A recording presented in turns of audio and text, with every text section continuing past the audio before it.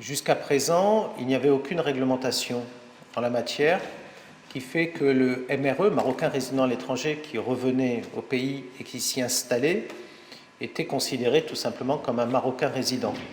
Et il devait, entre guillemets, en subir les conséquences au niveau de la réglementation d'échange. Au moment de la contribution libératoire, on s'est bien rendu compte, la contribution libératoire, c'est les Marocains résidents qui avaient des biens à l'étranger, qu'ils auraient dû déclarer, qu'ils n'avaient pas déclaré, sur lesquels on leur a demandé de payer un certain montant et qui a servi d'amnistie. Au moment de la contribution libératoire, s'est posé la question justement des gens qui, en fait, n'avaient pas fraudé, parce qu'eux, ils avaient eu de l'argent, parce qu'ils vivaient à une époque dans un pays à l'étranger, qu'ils avaient fait du business, qu'ils étaient salariés, qu'ils avaient de l'argent, qu'ils avaient acheté des biens. Et ils n'avaient jamais été en fraude avec la réglementation marocaine d'échange. C'est posé cette question-là. Ils ont sorti la loi. Alors juste après la dernière date, c'était le 31 décembre 2013, alors qu'on l'espérait quand même avant, parce qu'il y avait une incertitude.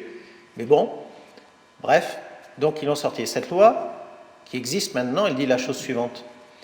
Elle dit, quand vous avez été un Marocain résident à l'étranger, si vous êtes capable de justifier que vous avez vécu effectivement à l'étranger, si vous êtes capable de justifier que vous avez perçu des revenus qui vous ont permis d'acquérir des biens à l'étranger, à ce moment-là, no susai, pas de problème.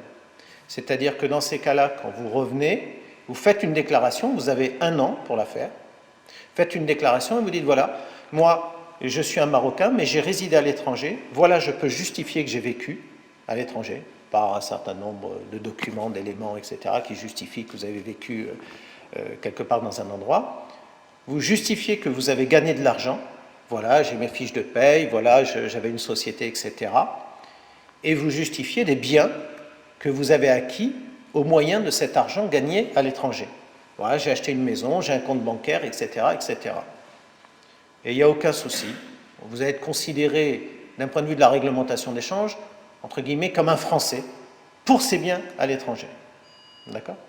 Donc, mais il faut faire la déclaration. Vous avez normalement 1 an pour le faire et il faut présenter les justificatifs.